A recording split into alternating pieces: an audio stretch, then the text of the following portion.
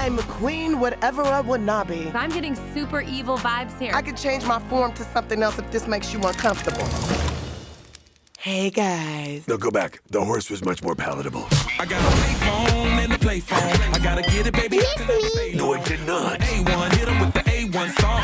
Sing J1, not the A1 sign. Lucy! Arnett, did you draw stubble dots on your face? What? No.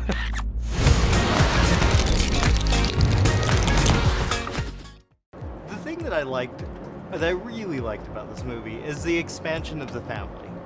Now, how did that play? How did you approach that visually? Like, in the original, you had the introduction, and then it played a big part of it. This is more interspersed throughout.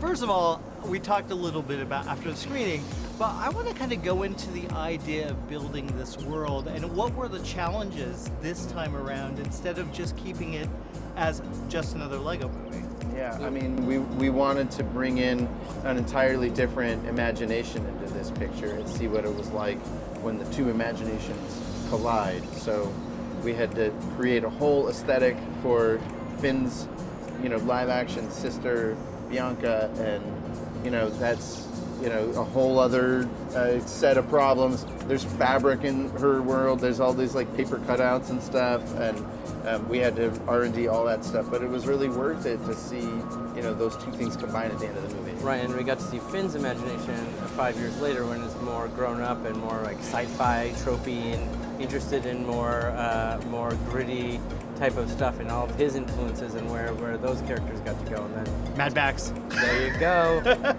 Big fans of George Miller. Oh yeah. Very creative person. Yes, it's true. Yeah, he's kind of amazing, right? Yeah. Even the names are creative. Well, I feel like what you're doing with putting these two ideas together, it's kind of addressing something that I don't think people think about and isn't addressed in movies a lot, is the sibling rivalries and how growing up and how difficult it can be. Was that, how much of an inspiration was that for you guys? We both have younger sisters, and my mom always taught us that your sibling is your greatest ally, or it can be.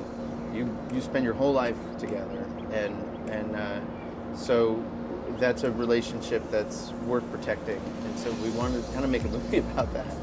And I have two kids now, a son and a daughter, and the way I watch them play, well or not well, sometimes is really emotional for me as a parent to watch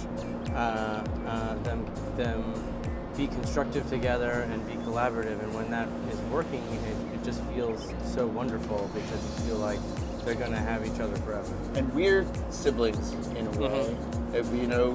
We are like brothers, and we have two imaginations that have to find a way to work together. And we fight over it sometimes, and you have to remember that being generous with one another and finding inspiration in the other guy is, the way to success. And ultimately, the world we're living in is everything's not awesome, right? But you can still choose to be positive and empathetic and kind and listen to other people, and then maybe you can make it a little bit better.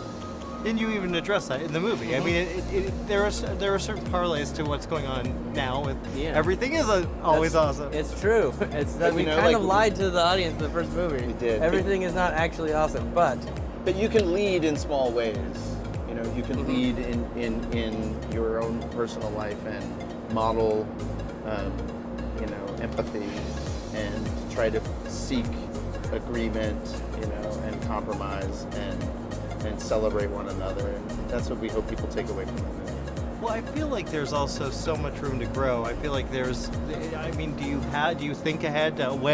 If this does well, if we continue with this, do we go on and do we have another story? We mostly just like limp across the finish line and pass out. Trying to get every bit that we can into this movie. And then we turn around and we go what did we leave behind?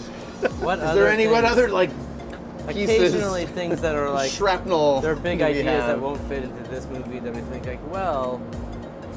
there may be a Lego 3, you never know. And so, there's lots of ideas, and the possibilities are really huge. The worlds are infinite in the Lego universe, and they're very personal in the human universe. So that interplay has been really fun. I'm a queen, whatever a wannabe. I'm getting super evil vibes here. I can change my form to something else if this makes you uncomfortable. Hey, guys. No, go back. The horse was much more palatable. I got a payphone and a play phone. I gotta get it, baby. No, it did not. A1, hit him with the A1 song. Say J1, not the A1 side. Lucy! Emmett, did you draw stubble dots on your face? What? No.